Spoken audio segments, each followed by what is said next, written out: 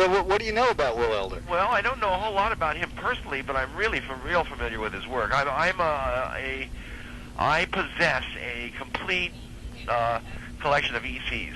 Yeah, I'm an EC fan from the 50s. I first got interested, I first fell in love with ECs right around 54, somewhere around there. And I discovered them just as Mad Comics were starting. And so, naturally, Bill Elder, who is always the most out there of the Mad artists, the early Mad Comics, caught my eye immediately. I mean, Did you follow? I know you followed Harvey for a while. I knew Harvey fairly well, and I'm also Will's son-in-law. So it. You're kidding, really? No, yeah. Incredible. So I've never met him. I have no idea what sort of person he is or anything at all. But he's certainly had a formative hand in my development. Well, that is great to hear. It really is, and he'll love to hear that too. And he's, I mean, a lot of his personality came out in his artwork. So. Well, in that case, I've absorbed a lot of it. Yeah. Well, that's good. That's a healthy thing. Yeah, I think so. I've always thought so. Yeah. But did you follow him after Mad? Were you familiar with Help and Humbug? And sure, absolutely. I was a big Harvey Kurtzman fan, so I followed Harvey all the way up to Little Andy Fanny and Bill Elder too. Right. So I guess he sort of hung with Harvey, I guess. Absolutely. I mean, I've always felt that Bill that Bill's like for me. In my mind's eye, so to speak, I always imagined him as being kind of like a loose cannon. You know what I mean? Yeah. And like was probably too out there for most editors. You know what I mean? Right. That like possibly the best of what he could do, he might not ever get out. Absolutely. Just because clearly he was a virtuoso illustrator. He could absorb any style and do it perfectly. Mm-hmm. Perfectly, really. Like totally seamless, totally, except for his own idiosyncrasies. But he would never burn a style. Like if he did somebody else's style, he would do it really well. Right. That was one of the things I always admired him for being able to do. It's like a pastiche or it was more than a lampoon. Right. Right. It was a tribute. Better than a lampoon. Yeah. A lot of times, in fact, his work a lot of times was better than the original artists were.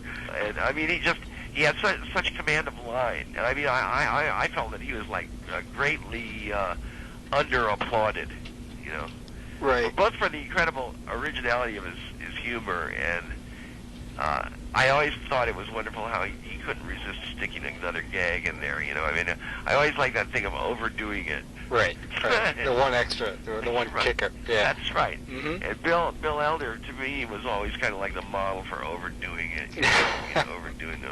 It's like, here's a guy who really understands what overdoing it is all about. Yeah, absolutely. Well, he's got a portrait of his son hanging in his living room that's like one of the most serious oil paintings you've ever seen, and it's done very, like lugubrious blues and purples and stuff. And you look at it, there's 2 warm spots on it, and it's Dracula's fang marks on the neck. Oh, God, I'd love to see that. Well, come to his house. He couldn't resist. Right, he couldn't resist. And then Al Jaffe knew it. Right.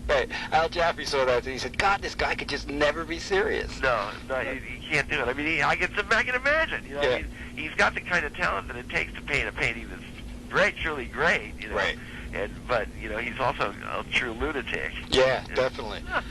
One of the other things I want to ask you is how much you think Harvey and Will in particular, of course, Wally Wood and Jack Davis, how they influenced, what happened in the 60s. I think in a lot of ways that people are not aware of. First of all, almost without exception, all of the underground cartoonists that I know have been influenced by EC Comics. They were certainly all aware of them. Some more than others, but all of them were aware of them, and all of them have been influenced in some way by them. So there's that whole layer, kind of a cultural, the continuation of the evolution of the comic book, or the if you prefer the illustrated novel or whatever. Right.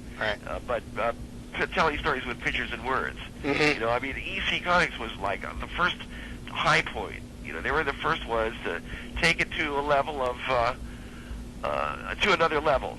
Right. To the level of the horror comics with their kind of like Old Testament reprisal. Good.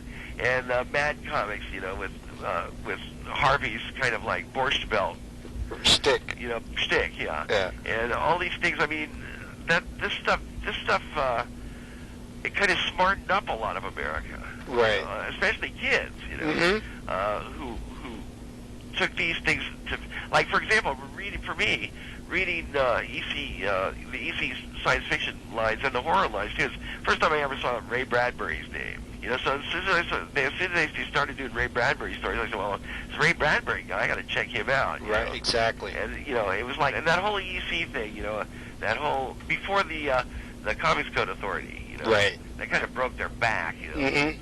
It was kind of like the Grateful Dead. It's kind of inspired in a way. Absolutely. By that camaraderie, the support of the fans. Right. The way they discussed all the issues with the fans, and they never talked down to the fans ever. Right.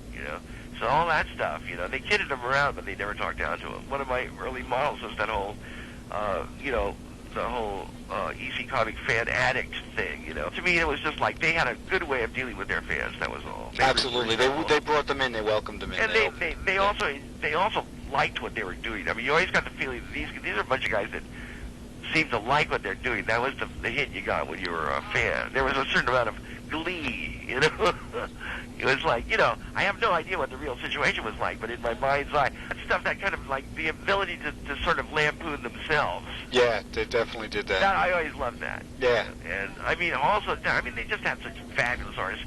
Joe Orlando and Reed Crandall. I always thought he was incredible. Yeah. And that guy, George Evans. Mm-hmm. That guy was an incredible artist. I mean, Jesus, his stuff looks so good, Yeah. And the way he paints with darks, is great. World War I aircraft, he's like a nut for that stuff. And I mean, these guys, I got to be, I was a heavy duty fan. I mean, that's why I know all their names. Right. Well, and all right, later on, after being a fan, I mean, you must experience this quite a bit. So, what was your impressions of Harvey when you met him? I mean, I think it was later. I loved him. I mean, I met him pretty late. He was pretty sick when you met him. Yeah. I was delighted to meet him. I was just, I was like, yeah, this guy is a wonderful guy. And also, it's like, I think that they deserve more. I mean, that whole thing that I don't think people really realize quite how much influence. Well, it's amazing. I got to tell you, it's amazing to me through all my calls and interviews and stuff. Everybody across the board says the same thing. And Joe Dante, the film director, said to me, he goes, Elder is like unjustly unrevived. Why don't we know about him? That's exactly right. And I feel that way about almost the whole entire staff there, but Will Elder particularly. I mean, he's like one of America's. He was American source. Like a humorist. Right. Just like Harvey. I mean, shit, he should be. He's like, those guys are national treasures as far as I'm concerned. Absolutely. Exact words I used to describe this book when I was trying to get somebody to publish it. Yeah, well, I tell you, I'm glad you did find somebody to publish it, because I really think that it would be nice for this stuff to come out some. I mean, the work is so excellent. Yes, it really is. It's still turning people on, in the countless reprints. And absolutely. I mean, this stuff is like, it's part of American wealth. Mm-hmm. It's like, for me, the 50s were rock and roll and EC Comics. Right. You know what I mean? Right. Mm-hmm. That was pretty much it. Culturally speaking, that was the hot stuff. Well, Jerry, I got to thank you a ton for taking the time to do this. I'm sorry, I don't have a whole lot of specific stuff to say, but I got to say that Bill Elder is a huge influence for me. I mean, he brought me a lot of joy when I was growing up. Well, that's great to hear, and I know he'll be thrilled to hear it himself, because he's one of the most humble individuals you will ever meet, and one of the typical artists who doesn't think his stuff is really as great as it is. Wow. Yeah. Well, anyway, give him my love. I certainly will. Like I say, I have the deepest respect for him, and like I say, and many people that I know, and me certainly, kept us cracked up during the dull 50s, boy. Lord knows we needed it. God knows we did. Yeah, okay. All right, hey, and like I said, if you're in New York and you wanna come over to his house, I hope that happens sometime. He's 5 minutes from the George Washington Bridge. Great. Well, please check in with us. Okay. I certainly will. I'll talk to Dennis when you guys are making you swing back through town. Terrific. Thanks a lot. Thank you. Take care. You too. Bye. Bye-bye.